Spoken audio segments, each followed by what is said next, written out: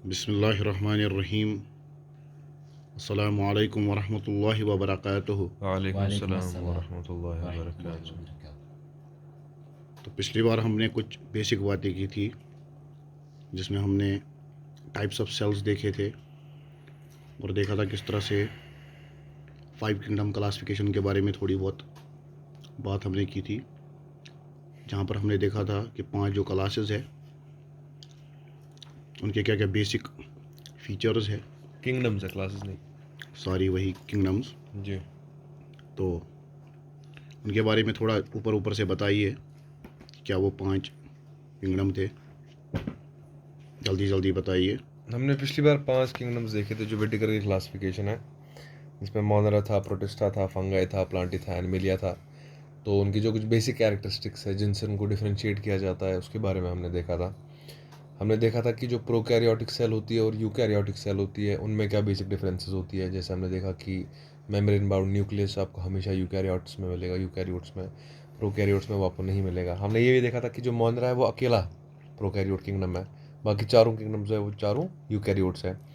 और हमने प्लांट्स और एनिमल्स की जो बेसिक फाइलम्स है या फाइला, जो फाइलम का प्लूरल है, उनको हमने देखा था। जैसे कि प्लांटे में हमने 5 फाइला देखे थे, एल्गे देखे थे, ब्रायोफाइटा देखे थे, टेरिडोफाइटा और जिम्नोस्पर्म्स, एंजियोस्पर्म्स देखे थे। और फाइला नहीं बोलना चाहूँगा, प्लांट कैटेगरीज बोलना चाहूँगा 5। बट एनिमल्स के लिए हम फाइला वर्ड यहाँ पे यूज़ करेंगे, जो कि हमने 11 फाइला देखे थे प्लांट्स के, एनिमल्स के। अपना स्पॉन्जेस से लेकर, जो कि पॉरीफेरा में आते हैं, पॉरीफेरा से लेकर हमने कॉर्डेटा तक देखे थे। 11 फाइलम्स जो एनिमल्स के हैं। तो ये क्या होता है, फाइलम क्या होता है? फाइलम किंगडम से नीचे जो। अच्छा अच्छा, किंगडम से नीचे। जी। तो टैक्सोनॉमिक। किंगडम से ऊपर डोमेन होता है।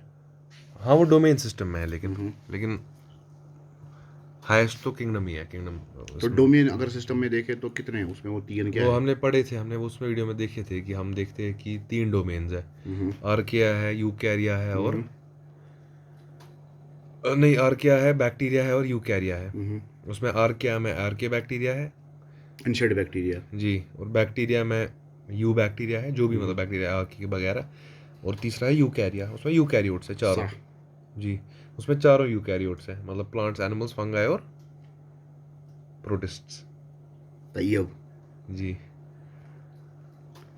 तो आज असल में हमारी जो परसों बात हुई थी वो यूकैरियोट्स और प्रोकैरियोट्स के बारे में हुई थी। तो हमने देखा था कि न्यूक्लियस पे उनका दारा मदार होता है, कि जिनके अंदर एक वेल डिफाइंड न्यूक्लियस, उनको हम यूकैरियोट कहते हैं।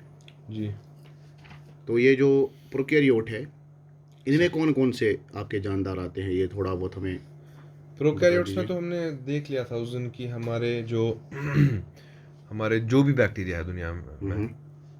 देखिए, प्रोकैरियोट जो है ना, उसमें हमारे सारे बैक्टीरिया आते हैं। हम्म। जो भी मोनरा में आते हैं, हम्म। किंगडम में बैक्टीरिया, वो सारे प्रोकैरियोट्स हैं। हम्म।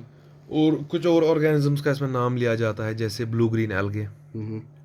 जो कि पहले उनका नाम एल्गे रखा गया था, बट अब वो असल में एल्गे नहीं है, वो तो बस नाम कंटिन्यू हुआ है। असली में उनको साइनोबैक्टीरिया कहते हैं। तो वो भी बैक्टीरिया है, ये तो इनडायरेक्टली वो भी जब बैक्टीरिया, तो वो भी फिर प्रोकैरियोट्स में आते हैं। या हमारे जो माइकोप्लाज्माज है, हम्म। और एक चीज़ होती है, उनको माइक्रोप्लाज्मास कहते हैं, वो भी माइक्रो ऑर्गेनिजम्स होते हैं, वो भी आते हैं प्रोकैरियोट्स में। और हमारे PPLO, उसका मैं हम्म। फुल फॉर्म भूल गया, शायद है pleuro pneumonia like something, PPLO। हम्म।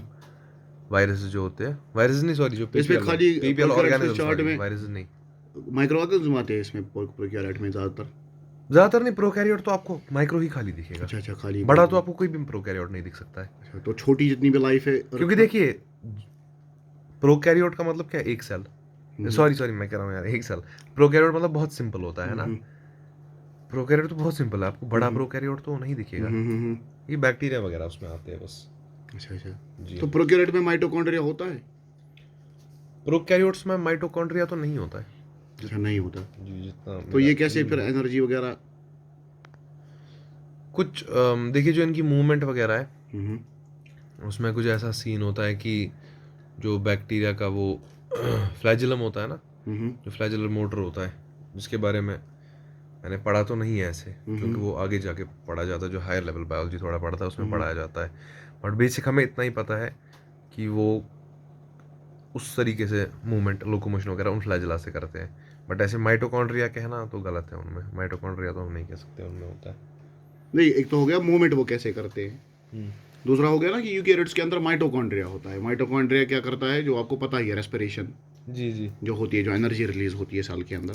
जी बिल्कुल। तो प्रोकैरियोट सेल अपनी एनर्जी किस तरह से लाती है? इसके बारे में तो मैंने नहीं पढ़ा है यार, सच अच्छा बताऊं। अच्छा, ठीक है जी, ठीक है। क्योंकि जो 11th-12th बायोलॉजी है हम्म हम प्रिडोमिनेटली उसी के अराउंड सेंटर्ड अगर है हम्म। तो उसके बारे में तो ऐसे पढ़ाया नहीं गया है कि वो जो भी एनर्जी उनको चाहिए होती है। अच्छा अच्छा, ठीक है। क्योंकि माइटोकॉन्ड्रिया कहते हैं ये, फिर क्योंकि देखिए मैं आपको बताता हूँ, मुझे मुझे अब एक चीज़ याद आई। जो माइटोकॉन्ड्रिया होता है ना, हम्म वो किस लिए ज़रूरत होता है हमें? जो हमारा माइटोकॉन्ड्रिया होता है वो किस लिए ज़रूरत होता है? हम्म जब हम बोलते हैं ना हमें एनर्जी के लिए ज़रूरत है, हम्म उसका मतलब होता है हमें, देखिए पहले मैं आपको बताऊंगा, जो ऑर्गेनिजम्स होते हैं ना हम्म उनमें एनर्जी खाली माइटोकॉन्ड्रिया से नहीं आती है।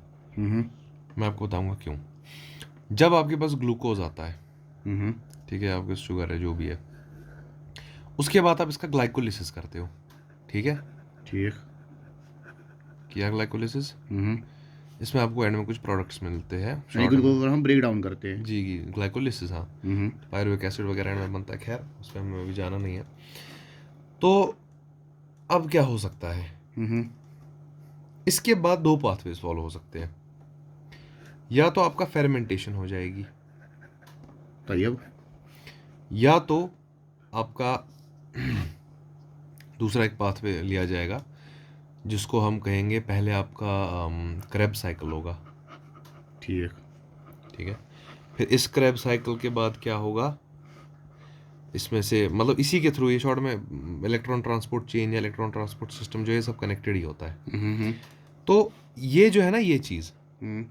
ये एनारोब्स में होती है।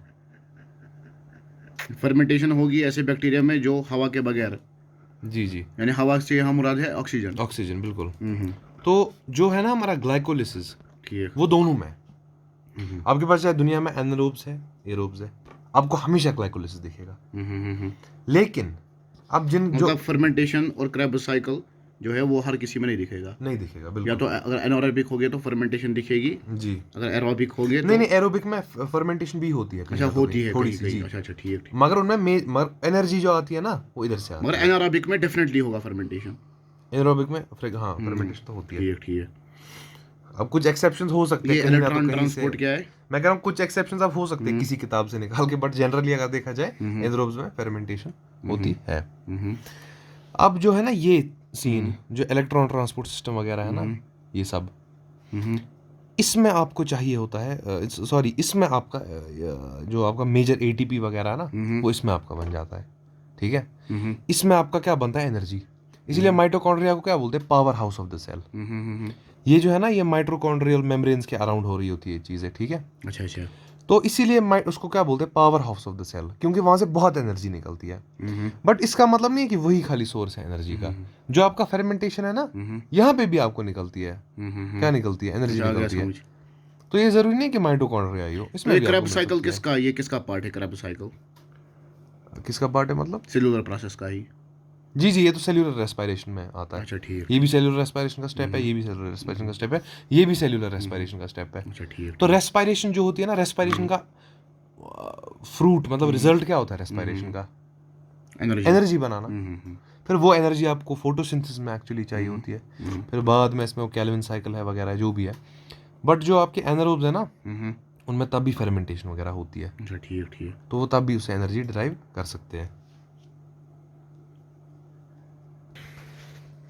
तो जैसे हम देखते हैं, जो जो फर्मेंटेशन होती है ना हमारी, वो यूनिसेल्युलर यूकैरियोट्स में होती है बिल्कुल, ठीक अब है। दिखाइए, नोट भी दिखाइए, कोई बात नहीं, अगर नोट है आपके पास। जी जी, तो जो हमारी फर्मेंटेशन होती है वो होती है यूनिसेल्युलर यूकैरियोट्स में भी होती है, बट वो मैनी प्रोकैरियोट्स में भी हम देखते हैं, ठीक है। तो प्रोकैरियोट्स में ये एक सोर्स ऑफ एनर्जी होता है। ठीक। अब इसमें फिर फर्दर दो टाइप्स होते हैं, लैक्टिक एसिड होती है, अल्कोहलिक वगैरह होती है। लेकिन इसमें एक इंपॉर्टेंट पॉइंट है, जो फेर्मेंटेशन होती है ना, उसमें जो एनर्जी ये दिख रिलीज, रहा है, आप मत टेंशन उसमें लीजिए। जो एनर्जी रिलीज होती है ना, it is less than 7% of energy in glucose, ठीक है। अच्छा। जो ग्लूकोज में मतलब पोटेंशियल होता है ना एनर्जी देने का, उसका लेस देन 7% खाली निकलता है फर्मेंटेशन में, अच्छा, इसमें क्योंकि वो ना ये efficient प्रोकैरियोट्स, नहीं है। उनको मत ज़रूरत है उतनी एनर्जी की। अच्छा, ठीक भाई ठीक। आपको 1000 चीज़ों के लिए एनर्जी चाहिए, बैक्टीरिया को क्या करना होती है एनर्जी को, तो उनको चलता है जो ये है ना लेस देन 7% ये चलती है, वो भी खाली कुछ ही मिलती है एज एटीपी, क्योंकि इसमें एनएडीएच वगैरह बनता है। खैर, तो लेकिन ये कुछ यूनिसेल्युलर यूकैरियोट्स में भी दिखता है हमें, अच्छा। जैसे कि जो आपके यीस्ट होते हैं ना, जो फंगाई हाँ फंगाई में आते हैं, यीस्ट जो है ना आपका, उनमें भी ये दिखाई देती है हमें, अल्कोहलिक फर्मेंटेशन बोलते हैं उसको। जी, हमने ये पढ़ रखा है जी, और हम इंसानों में भी दिखती है, जैसे आपने सुना होगा कभी, जो मसल्स में फटीग हो जाता है, वो किससे होता है, लैक्टिक एसिड एक्यूमुलेशन से। वो लैक्टिक एसिड कैसे बन रहा है, क्योंकि जो आपकी बॉडी में रेस्पिरेशन हो रही है, अब आप थक रहे हो ना बहुत, अब O2 आपको O2 कम पड़ रहा है, उतनी रेस्पिरेशन आप कराना चाहते हो बॉडी को, तो एनारोबिक रेस्पिरेशन हो जाती है और आपको लैक्टिक एसिड बन जाता है, जो जब जमा होता है मसल्स में, आपका क्या हो जाता है, आपका फटीग हो जाता है आपको। अच्छा, ठीक। जी मुझे तो कभी नहीं हुआ, खुदा का शुक्र है ये सब चीज़ें। जी, आप थोड़ा कम फिजिकल एक्सरसाइज करते क्या बोलते हैं यार। हैं। मुझे लगता है मैं एथलीट था कुछ साल पहले। जी, तो ये हमने देखा क्या, हमने क्या देखा कि ये भी एक तरीका है एनर्जी का। अब आप देखो, जो हमारा इलेक्ट्रॉन ट्रांसपोर्ट सिस्टम है ना, जी। इसमें है मसला, ये होता है इनर मेम्ब्रेन ऑफ माइटोकॉन्ड्रिया में। अच्छा। तो इसमें क्या होता है ना, ये इनर मेम्ब्रेन ऑफ माइटोकॉन्ड्रिया में होता है क्या, इलेक्ट्रॉन ट्रांसपोर्ट सिस्टम। इसमें आपको जो है ना एटीपी वेटीपी बन जाता है अच्छा खासा, अच्छा। इसमें भी एक तो बनता है, ठीक है। तो ये आप देखो, तो यहाँ आप देख सकते हो कि जो एरोबिक रेस्पिरेशन है ना, उसमें कितनी एनर्जी रिलीज होती है। मैं आपको एक अंदाजा दे दूं इस चीज़ का। नहीं, हमें इसमें जाना ही नहीं, हम नहीं क्यों जाएंगे मैं आपको respiration? बताऊंगा ना कितनी कम होती है। आप देखो, अब शॉर्ट में हमें आठ आठ एटीपी ग्लाइकोलिसिस से आते हैं, देखिए लेकिन इससे एडिशनल देखो कितने आ जाते हैं, तो बहुत कम एनर्जी होती है उनमें। जी, मैं आ गया, ये समझ हमें आ गया कि क्रैब साइकिल में ज़्यादा मिलती है एनर्जी। शॉर्ट में आप जो है ना, हमने असल में बात उठाई थी इसकी। जी तो असल में मैं आपसे ये पूछा था कि प्रोकैरियोट्स के अंदर अगर माइटोकॉन्ड्रिया नहीं है, तो आपने बता दिया कि वहाँ पर या तो ग्लाइकोलिसिस होगा, या ग्लाइकोलिसिस तो जो नहीं होगा, होगा ही हाँ होगा ही होगा, यानी ग्लूकोज जब वहाँ पर ब्रेक होगा तो उसके बाद वो एनारोबिक फर्मेंटेशन की तरफ जाएंगे, जी वो in the absence of oxygen करेंगे। जी। तो प्रेजेंस ऑफ ऑक्सीजन में कभी करते हैं प्रोकैरियोट ना एनर्जी अपनी?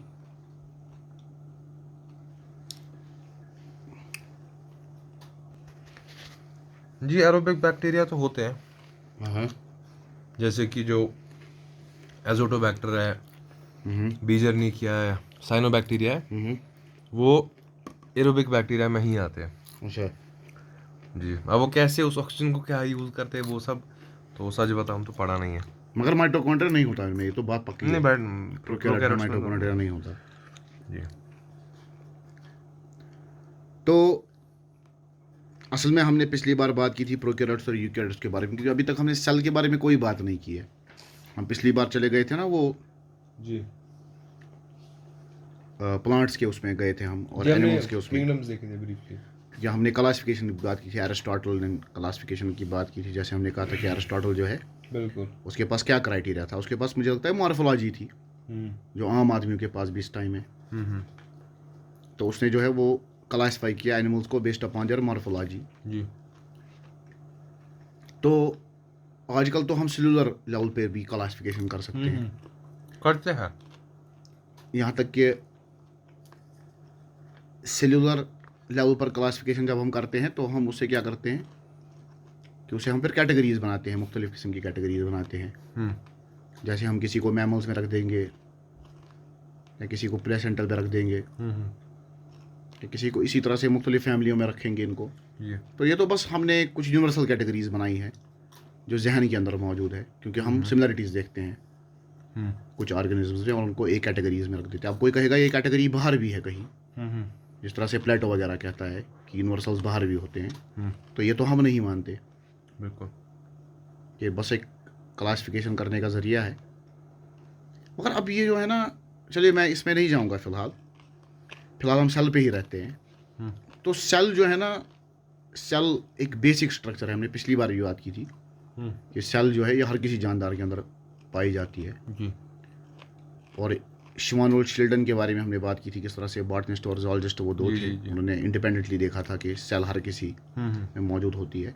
मगर ये जो सेल है ना, ये एक जनरल टर्म है, जी, इसका मतलब ये नहीं है कि हर कोई सेल जो है वो एक जैसी होगी, बिल्कुल बिल्कुल। ये बस कुछ सिमिलरिटीज़ है, हाँ, हाँ। जो ने कुछ सिमिलर स्ट्रक्चर Fundamentals देखे हैं, है, जो हाँ। फंडामेंटल देखे हैं कि fundamentally they are made up of some fundamental compartments. Compartments. जिस तरह से एनिमल सेल में आपने कहा था कि वहाँ पर सेल वॉल नहीं होता, होता प्लांट सेल में मौजूद होता है। तो इनको जब ये टर्म यहाँ पर आ गई ना कि ये भी सेल है, ये भी सेल है, तो सेल में हम कौन सी चीज़ देखते हैं जो फंडामेंटली हो? सेल किससे हम कहते हैं कि ये सेल है? क्या ऐसा कोई क्राइटेरिया है हमारे पास जैसे हम सेल कहे कि ये चीज़ सेल है? देखिए, अब मैं आपको जेनेटिक मटेरियल कहता, बट मसला ये है कि जो मच्योर रेड ब्लड सेल्स होती है ना मैमल्स की, उनमें न्यूक्लियस ही नहीं होता है, मगर किसी स्टेज पे होता है जब वो मच्योर हो जाती है ना, इसलिए हम बोलते हैं mature RBC don't have nucleus. But जो पहले होती है ना आरबीसी बन रही होती है, तब उसमें न्यूक्लियस होता है, बट कुछ टाइम के बाद उसका न्यूक्लियस बाहर हो जाता है जब वो मच्योर हो जाती है, क्योंकि उसको देखिए आपने पढ़ा होगा आरबीसी जो है ना उनमें O2 होता है ना, जो हीमोग्लोबिन होता है वो O2 बाइंड करता है ना अपने साथ, 4 O2 मॉलिक्यूल्स बाइंड, तो वो जगह बढ़ाने के लिए, पढ़ा तो ऐसा ही है, वो अपना न्यूक्लियस जो है उसका निकल जाता है। तो एक हिसाब से कह सकते हैं कि जेनेटिक मटेरियल जो है ना वो आपको सेल में दिखेगा हमेशा। किसी किसी में नहीं होगा, जैसे मच्योर आरबीसी में निकल गया होगा, लेकिन किसी पॉइंट पे तो था।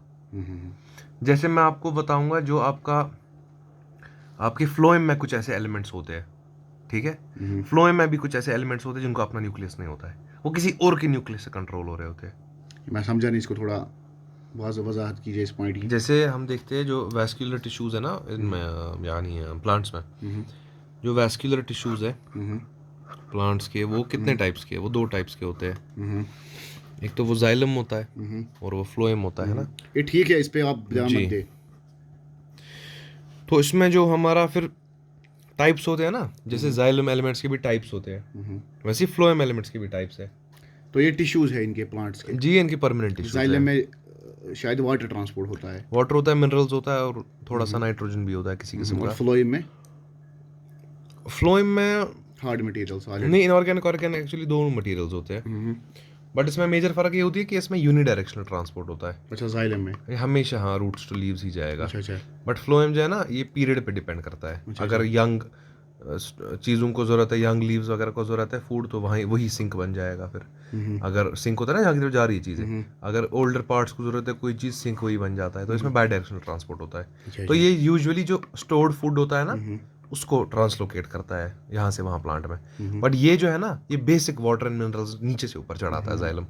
तो इसके जो कुछ एलिमेंट्स होते हैं ना, उनके पास अपना न्यूक्लियस नहीं होता है, वो कंपेनियन सेल्स के न्यूक्लियस पे काम करती है। तो इसीलिए अगर सेल का मुझे कहना हो जनरल, तो जेनेटिक मटेरियल मुझे लगता है एक अच्छा ये है, क्योंकि अगर आप प्रोकैरियोट्स भी लाओगे ना, उनमें भी आपको दिखेगा जेनेटिक मटेरियल। लेकिन कैसा दिखेगा? न्यूक्लियोइड दिखेगा, मतलब उनको ये नहीं होगी जैसे जो आपके यूकैरियोट्स है, इसमें जो आपका जेनेटिक मटेरियल है ना, उसको तो वॉल होगी।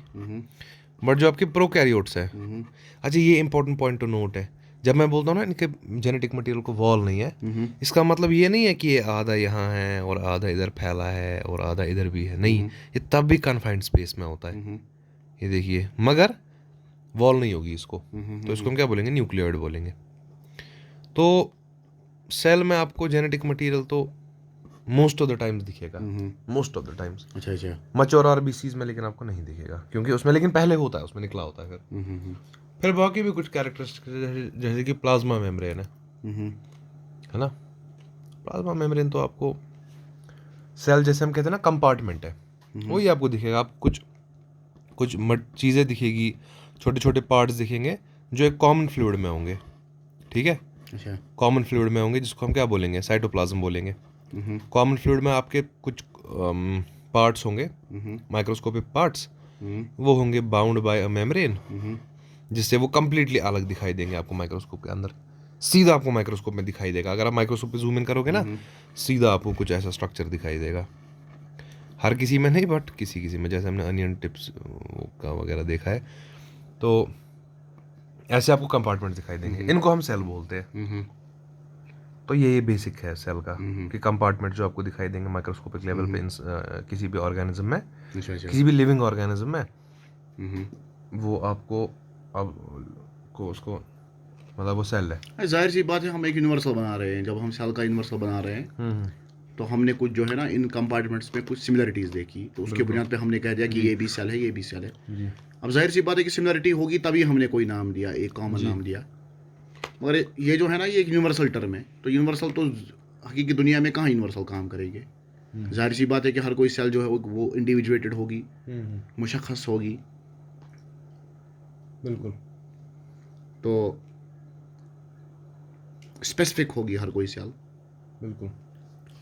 तो चलिए उसके बारे में हम बात करेंगे, आरबीसी जो आपने कहा। मगर आज मैं चाहता हूँ कि हम जो है ना वो बेसिक आप सेल का हमें समझाइए कि बेसिक सेल जो है वो क्या होती है। बस हम बेसिक आइडिया हमें दे दे, फिर हम देखेंगे यूकैरियोटिक प्रोकैरियोटिक।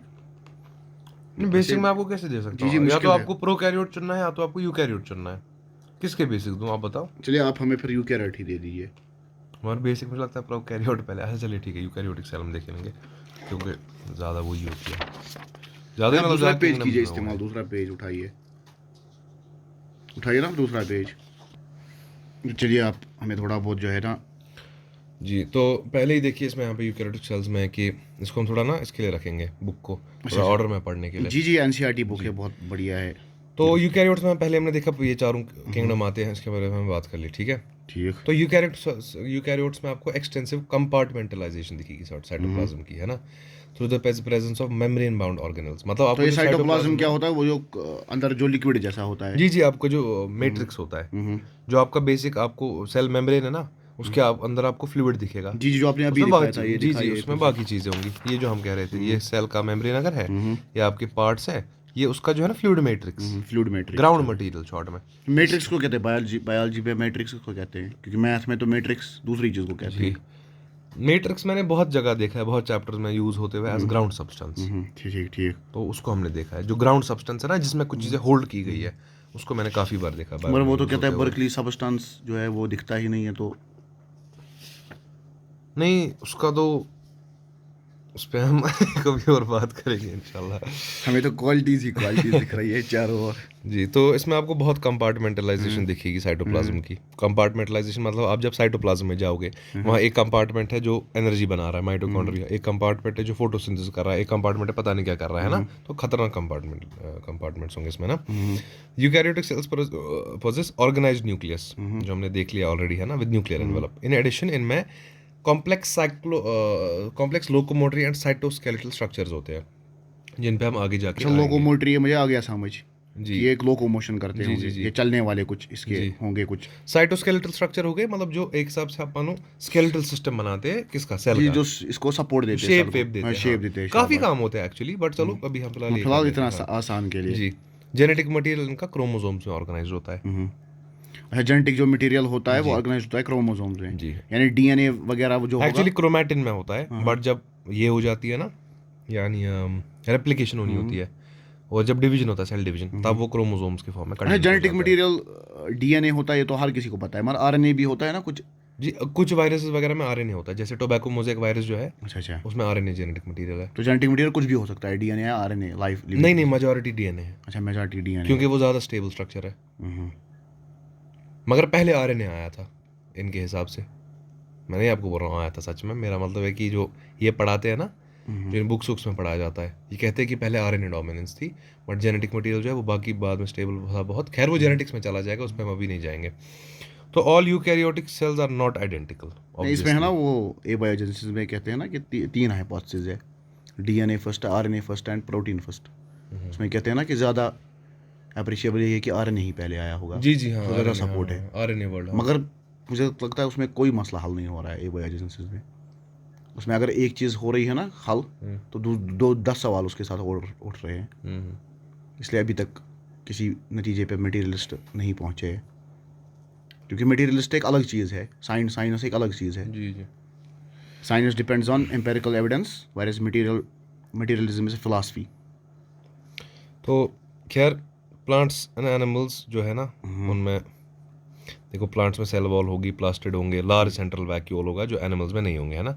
एनिमल्स में सेंट्रियोल्स होंगे तो आप क्या कह रहे हैं? आप कह रहे हैं जो which are absent in almost all plants. देखिए यहाँ पे भी इसने ऑलमोस्ट लिखा है. सेल वॉल्स, तो इसमें यूनिवर्सल बनाना बायोलॉजी में तो बहुत ही ज़्यादा मुश्किल होता है. दोनों में, एनिमल में भी, प्लांट में भी सेल वॉल होंगे, नहीं प्लास्टिड नहीं होंगे. नहीं नहीं नहीं नहीं.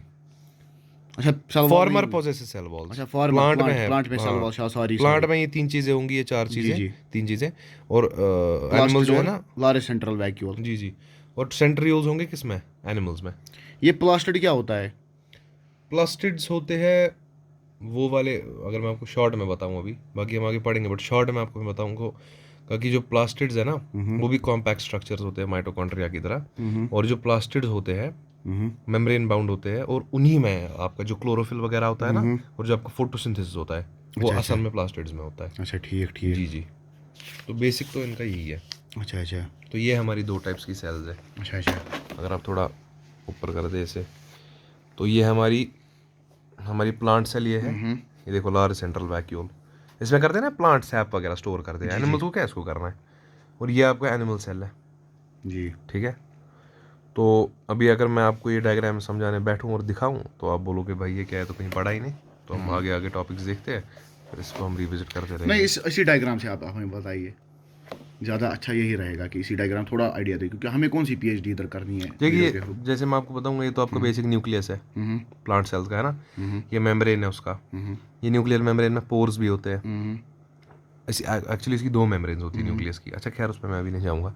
न्यूक्लियस में फर्दर फिर एक स्ट्रक्चर होता है, और एक न्यूक्लियोलस, जहाँ राइबोसोम सिंथेसिस होता है. ये आपका आप देखोगे राइबोसोम मतलब जहाँ पर फिर प्रोटीन बनते हैं. नहीं राइबोसोम बनते हैं. अच्छा, राइबोसोम बनते हैं. हाँ, और राइबोसोम फिर खुद कहाँ होता है? हर किसी जगह. साइटोप्लाज्म में भी होता है और एंडोप्लाज्मिक रेटिकुलम पे भी होता है. अच्छा. 2 पॉसिबिलिटीज होती है. देखिए ये आपका रफ एंडोप्लाज्मिक रेटिकुलम है. ये आप देखोगे हमेशा जो एंडोप्लाज्मिक रेटिकुलम होगा ना, वो हमेशा in close association with nucleus होगा. क्योंकि वो एक्चुअली जो आउटर मेम्ब्रेन है ना न्यूक्लियस की, वो उसी की कंटिन्यूएशन होती है. अच्छा. तो एंडोप्लाज्मिक रेटिकुलम ये रहा आपका.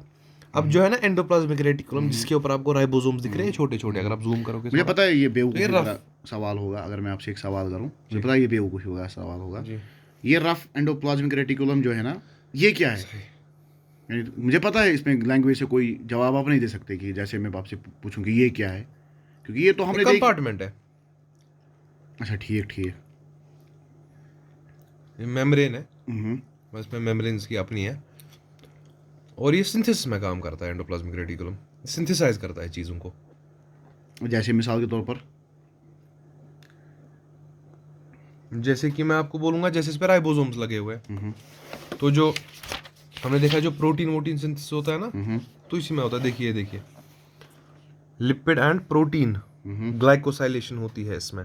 जो लिपिड्स और प्रोटीन्स है ना, उन पे कार्बोहाइड्रेट कवरिंग जो है ना, वो रफ एंडोप्लाज्मिक रेटिकुलम में लगती है. अच्छा मैं आपको बताऊंगा जो स्मूथ एंडोप्लाज्मिक रेटिकुलम है ना, जिनमें क्या नहीं होता है. स्मूथ कौन सा होगा? जिस पे राइबोसोम नहीं होगा.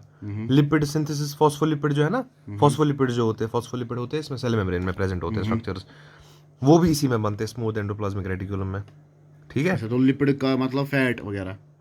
ये फॉस्फोलिपिड, हाँ, ये एक लिपिड होता है, उसमें फॉस्फोरस वगैरह लगा होता है. खैर वो हम देखेंगे, बट ये मैंने आपको एक एग्जांपल दे दी कि जो स्मूथ एंडोप्लाज्मिक रेटिकुलम है उसमें क्या बनता है, फॉस्फोलिपिड उसी में बनते हैं. क्योंकि इसकी देखिए, अब कुछ लोग कहेंगे कि आपने इसको बेवकूफ़ सवाल क्यों कहा, क्योंकि एनालॉजी से इसको नहीं समझा सकते. क्योंकि रफ एंडोप्लाज्मिक रेटिकुलम जो है ना, ये दुनिया के अंदर सेल्स के अंदर एक चीज़ पाई जाती है जो आज तक आपने अपनी बाहर की दुनिया में नहीं देखी होगी. सही. तो कोई ये नहीं कहना कि एनालॉजी से समझाओ, बिल्कुल, क्योंकि इसमें एनालॉजी देनी बहुत मुश्किल है. कैसे दूंगा एनालॉजी. तो ये हम देखते हैं, और एक स्ट्रक्चर होता है लाइसोसोम. ठीक है. ये आपका स्मूथ एंडोप्लाज्मिक रेटिकुलम. ये देखो ये भी एंडोप्लाज्मिक रेटिकुलम है, मगर इस पर राइबोसोम्स नहीं है. जब किसी चीज पे छोटी छोटी चीजें होंगी, वो रफ होगा ना, सीधी सी बात है.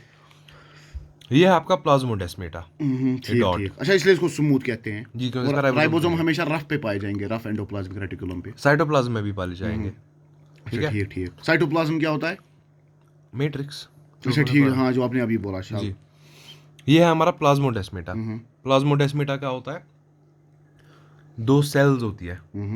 आप मान लो ये 2 सेल्स है, ये है 2 सेल्स. अब इनको आपस में कम्युनिकेट करना है. अब इनके बीच में, आप मानो मेरी उंगली यहाँ से कटी है यहाँ तक, इनके बीच में एक टनल जैसा होगा, उसी को बोलते हैं प्लाज्मोडेस्माटा। ये देखो आपको दिख रहा है टनल जैसी है, ये प्लाज्मोडेस्माटा, ठीक है। ये आपके माइक्रोट्यूब्यूल्स है जो हमने पढ़े ना, माइक्रोफिलामेंट्स, साइटोस्केलेटल एलिमेंट्स, उन्हीं में आते हैं माइक्रोट्यूब्यूल्स, प्रोटीन्स। अच्छा, ये आपका साइटोप्लाज्म है, देखो ये जो भी है ना लाइट ब्लू है यहाँ पे, ये सारा साइटोप्लाज्म है। ये आपका क्लोरोप्लास्ट है, इसमें फोटोसिंथेसिस वगैरह होता है। तो ये खाली होगा प्लांट में, क्लोरोप्लास्ट हाँ, प्लांट सेल में होगा? नहीं, मतलब एनिमल प्लांट्स में से इनमें होगा खाली, प्लांट्स में, एनिमल और प्लांट्स के बीच में से। हाँ, इनमें से खाली प्लांट्स में होगा, बट बाकी कुछ किंगडम्स में भी कभी कभी आपको प्लास्टिड्स दिखाई देंगे। अच्छा, ठीक ठीक। जैसे ब्लू ग्रीन अलगी। प्लास्टिड्स बोलना सही है, ये तो मुझे नहीं पता है, लेकिन जो है ना ब्लू ग्रीन अलगी क्या करता है? वो फोटोसिंथेसिस करता है कि कीमो? वो बैक्टीरिया एक्चुअली। वो क्या करता है कीमो के? जो ब्लू साइनोबैक्टीरिया, मैंने तो कीमो देखा है बहुत बारी करते हुए पढ़ाई में अपनी। अच्छा जी, कीमो ही देखा है मैंने काफी बार। कीमोसिंथेसिस ज़्यादातर लोगों ने नहीं देखा होगा, क्योंकि जाहिर सी बात है कि माइक्रो ऑर्गेनिज्म की बात हो रही है, तो लोग ऐसी चीज़ें कैसे देखेंगे प्रैक्टिकल लाइफ में? बिल्कुल बिल्कुल, कीमोसिंथेसिस, जी। ये हमारा क्या है, माइटोकॉन्ड्रिया है। ये आपके ये देखो, ये है फ्री राइबोसोम्स, ये दिख रहे हैं आपको छोटे डॉट डॉट, ये आपके खुले राइबोसोम्स है। यही बनाते हैं प्रोटीन फिर? हाँ, इससे फिर अमीनो एसिड्स बनते हैं। हाँ, फिर बाद में अमीनो एसिड जब क्लोज एसोसिएशन में होंगे, पॉलीपेप्टाइड बनेगा, प्रोटीन बनेगा, वो अलग बात है। अच्छा, जब प्रोटीन बनते हैं ना राइबोसोम से, जी, तो राइबोसोम जब प्रोटीन बनते हैं, सही, तो इसमें एक ये, हाँ, परसों में देख रहा था कि एक बायोलॉजिस्ट कह रहे थे कि इसमें जो है ना वो रिलीज फैक्टर एक होता है, जी जी, जो उस प्रोटीन की चेन को तोड़ता है। जी, मगर वो रिलीज फैक्टर जो होता है ना, वो पता नहीं उसने उसमें कहा था कि कोई जो है ना वो रिलीज फैक्टर जो है वो, उसके लिए कोई कोड होता है रिलीज फैक्टर, जेनेटिक कोड में, जो यहाँ पर फिर रिलीज करता है उनको। स्टॉप कोडॉन्स, स्टॉप कोडॉन शायद, उसके रिलेटेड फिर उसने कुछ कहा था कि ये जो है इनमें होमोलॉजी नहीं पाई जाती है। जी, क्योंकि अगर राइबोसोम्स के अंदर होमोलॉजी नहीं होगी, जी, नहीं राइबोसोम में कुछ चेंज आएगी ना, हाँ हाँ, क्योंकि प्रोटीन ही सब कुछ है, हाँ हाँ, तो उनमें कैसे बनते हैं? उनमें हर किसी में राइबोसोम प्रेजेंट होता है, हर किसी सेल में, चाहे प्लांट हो, एनिमल हो, दूसरे किस्म के। एनिमल में तो पक्का होंगे, बट इतना मैं आपको बोलूंगा, प्रोकैरियोट्स में कुछ नहीं होता है ना, तब भी उनमें राइबोसोम्स होते हैं। राइबोसोम जरूरी है? राइबोसोम मैंने आज तक कोई सेल नहीं देखी जिसमें राइबोसोम नहीं है, क्योंकि जाहिर सी बात है प्रोटीन बनाना पड़ेगा। देखिए, प्रोकैरियोट्स में भी, यूकैरियोट्स में भी है, और ये कॉमन सेंस भी है, कॉमन सेंस कहता है कि दोनों में होनी चाहिए। सीधी और मैं कोई रैशनल, आप अमीनो एसिड कैसे बनाओगे उसके बगैर? तो फिर वो ये बनती है, कोड इसके लिए होते हैं, जब जिसके लिए कोड करता है। फिर डीएनए से एमआरएनए बनता है, फिर एमआरएनए को रीड करता है राइबोसोम और बना देता है टीआरएनए। टीआरएनए क्या बनाता है? Amino acid. खैर, अच्छा अच्छा, ये हमारा है अब सेल वॉल, ठीक है। क्या ये सेल वॉल है? देखो आप, आपका प्लाज्मा मेम्ब्रेन ने कहाँ दिखाई है? इसमें लिखा नहीं है शायद, बट खैर, ये बाहर वाली जो है ना, ये आपकी सेल वॉल है, ठीक है। ठीक। ये जो बीच में है ना इनके ब्लैक, ये मिडल लैमेला है, ये भी प्लांट्स में आपको दिखाई देगा।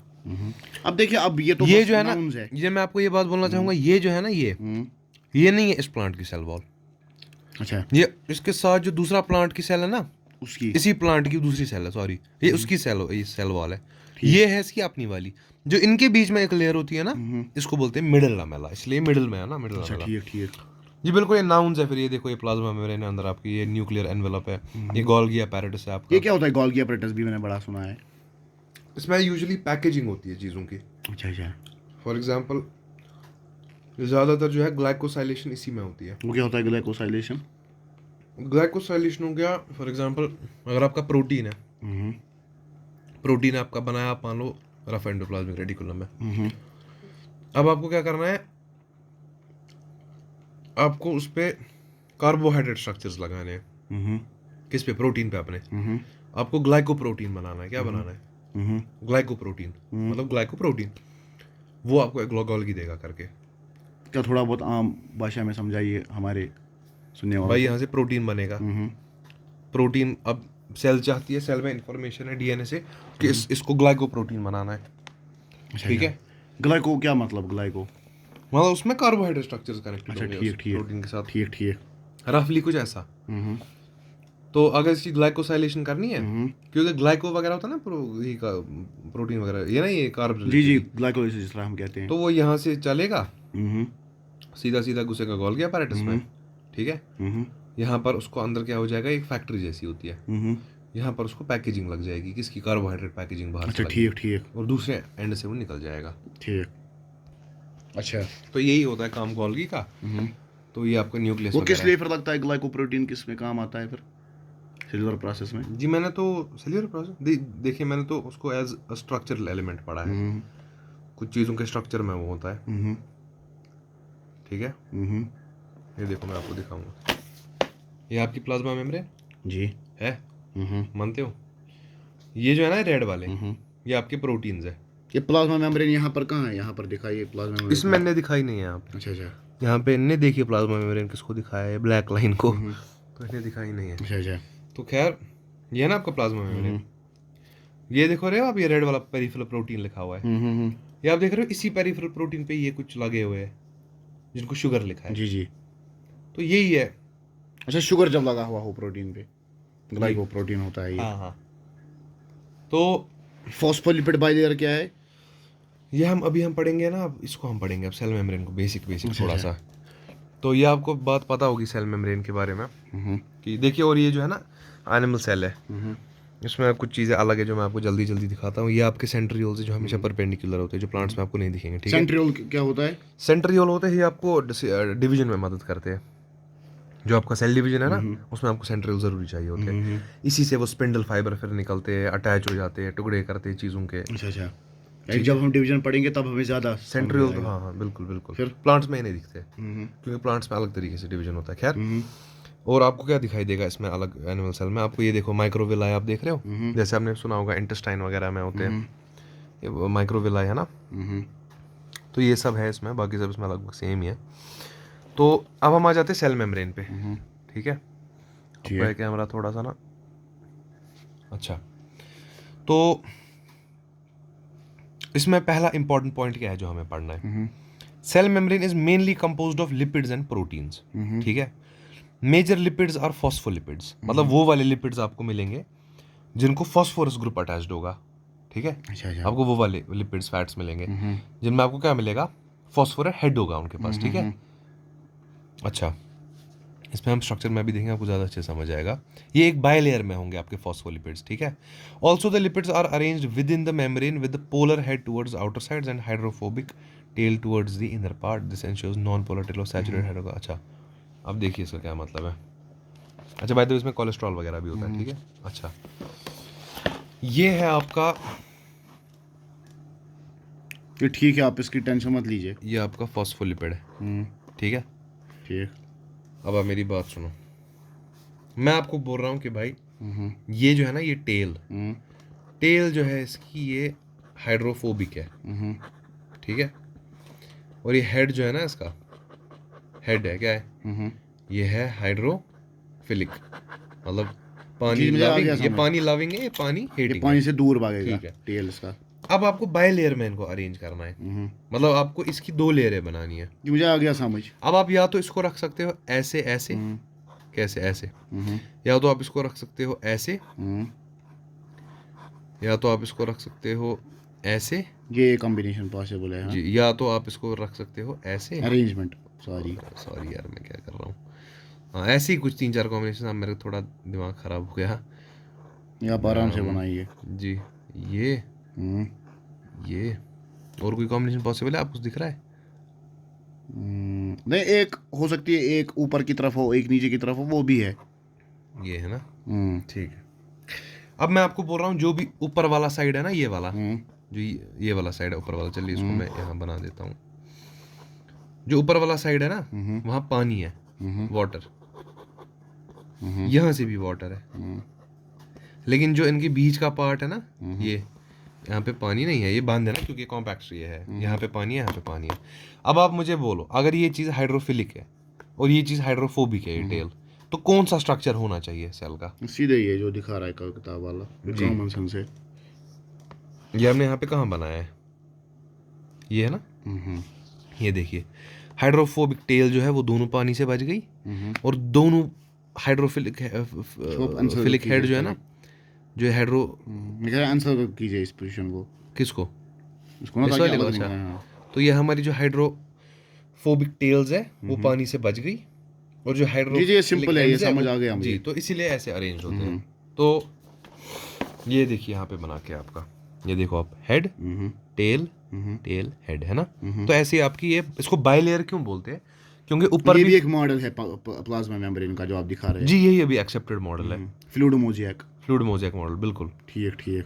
तो ये जो है ना आपका बाइलेयर क्यों उसको बोलते हैं, क्योंकि ये भी ऊपर फास्फोरस की लेयर है, यानी फास्फोलिपिड्स इसका की, अभी और नीचे स्ट्रक्चर भी। हमें पूरी तरह से हम 100% नहीं बता सकते प्लाज्मा मेम्ब्रेन कैसे होगा, प्लाज्मा मेम्ब्रेन, क्योंकि नहीं, मॉडल। ये तो सिंगर निकल्सन ने इलेक्ट्रॉन माइक्रोस्कोप से देखा ना, अच्छा अच्छा ये तो ठीक। वेल स्टडी है, ये देखिए डिटेल स्ट्रक्चर। इससे पहले फजूल स्ट्रक्चर वगैरह दिए गए थे, बट इलेक्ट्रॉन माइक्रोस्कोप है ना, 1950s के बाद। जी जी, 1950s में ही, ये मैंने क्रॉस किया, याद ना करूँ इसलिए, वरना डेट सही है, स्पेशली इन ऑन आरबीसीज, ठीक है। ये इनने डिड्यूस किया एक पॉसिबल स्ट्रक्चर। देखा, ये पॉसिबल स्ट्रक्चर है। जी बिल्कुल। मैं कहा था ना, ये पूरा मॉडल है ना, मॉडल हाँ का पूरा मॉडल तो, जी जी, वो 100% तो है। एक्यूरेट होता है। जी, माइक्रोस्कोपिक जो भी हम चीज़ें देखते हैं वो तो मॉडल्स ही होते हैं, एग्जैक्ट कहाँ कोई चीज़ दिखेगी। तो इसको हमने माना है, रिएक्शंस वगैरह जब कराई वगैरह, तो हमने देखा ये। तो आपको क्या लगता है हाइजेनबर्ग का जो अनसर्टेनिटी प्रिंसिपल है ना, वो देगा कभी रियलिटी देखने? हाइजेनबर्ग्स अनसर्टेनिटी प्रिंसिपल, कांट ने कहा ना, नॉमिना नहीं दिख सकता, फिनोमिना दिख। अगर आप इलेक्ट्रॉन की रियलिटी के बारे में बोल रहे हो फिर तो बहुत मुश्किल है। यानी उस लेवल पे हम नहीं जा सकते। पर इलेक्ट्रॉन देखेगा अभी कौन, हमें क्या करना है इलेक्ट्रॉन को सेपरेटली देखकर? नहीं देखना चाहते, कुछ जो साइंटिस्ट स्टडी करते हैं उन्हें वो मगर बहुत वो बोलते हैं ना वो पार्टिकल है ही नहीं, तो देख के क्या करेंगे? वो बोलते हैं ना वो ये होता है मैक्सिमम सुपर पोजिशन में होता है इलेक्ट्रॉन। ये वो तो उसके बाद हुआ, क्योंकि जो हाइजेनबर्ग्स अनसर्टेनिटी प्रिंसिपल है, जब क्वांटम मैकेनिकल मॉडल आ रहा था ना, वो तो उसी सब के अराउंड सारा हुआ, जब डी ब्रोगली ने बोला कि ये वेव्स वगैरह है, तो उसके बाद लोगों ने मुझे लगता है गिव अप कर दिया इस चीज़ पे। हाँ, उन्होंने wave है बोला ना, ना ये dual पॉसिबल ही nature। नहीं है। हाँ, उन्होंने dual बोला nature हमें है। डबल स्लिट एक्सपेरिमेंट में ये पता चला कि इसका डुअल नेचर है, बिल्कुल इसलिए जो भी हम देखेंगे वो प्रोबेबिलिटीज में देखेंगे। जी, बिल्कुल। तो चारों तरफ प्रोबेबिलिटीज ही प्रोबेबिलिटीज नजर आ रही है। तो देखिए, later biochemical investigation clearly revealed that cell membranes also possess protein and carbohydrate, ठीक है।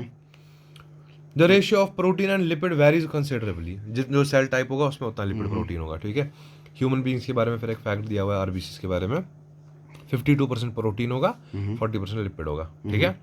तो रेशियो कांस्टेंट नहीं होता है throughout the cells of this universe, ratio constant नहीं है प्रोटीन और लिपिड का, ठीक है।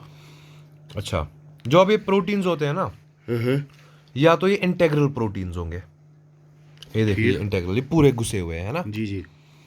या तो ये पेरिफेरल प्रोटीन्स होंगे, पेरिफेरल मतलब ये देखिए बाहर जो निकले। बाहर ही होंगे, क्योंकि ऊपर से खींचोगे निकल जाएगा, इंटेग्रल है। तो अब आप आइए वापस आइए, आपको डिसरप्ट करना पड़ेगा स्ट्रक्चरली। आप एनिमल सेल पे वापस आइए। जी। तो एक तो हमने देखा, अपने सेंट्रियोल के बारे में बात की।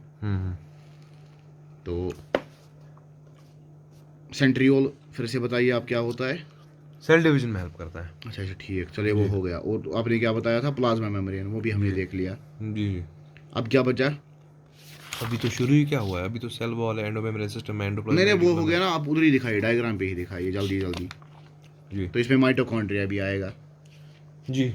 माइटोकॉन्ड्रिया कहाँ है यहाँ पर? एनिमल्स में, जी जी ये है ये माइटोकॉन्ड्रिया। जी। अच्छा, एनिमल सेल में ये क्या करता है माइटोकॉन्ड्रिया? एनिमल्स में तो सीधे एनर्जी बनाता है, एटीपी बनाता है। अच्छा अच्छा ठीक। जी। और बाकी आपकी ये, तो शॉर्ट में जो है ना एनिमल सेल में क्या क्या है अलावा प्लांट सेल के, या क्या क्या चीज़ें मुख्तलिफ है, आप जल्दी जल्दी बता सकते हैं? पैरोक्सिसोम्स है, ये सॉरी मैं कह रहा हूँ पैरोक्सिसोम यार, वो तो उसमें भी है, सॉरी मेरे को ये कहना था, इस पर नज़र थी, हाँ ये देख लिया। सेंट्रियोल्स है आपके, सेंट्रियोल आपको नहीं दिखेगा प्लांट सेल में, और जो डिवीजन का तरीका है ना वो भी अलग होता है इनका काफ़ी। डिवीजन कौन सा होता है इनका, किनका? प्लांट और एनिमल? प्लांट सेल का क्या डिवीजन होता है, जिस तरह ये प्लांट सेल है? प्लांट सेल का डिवीजन,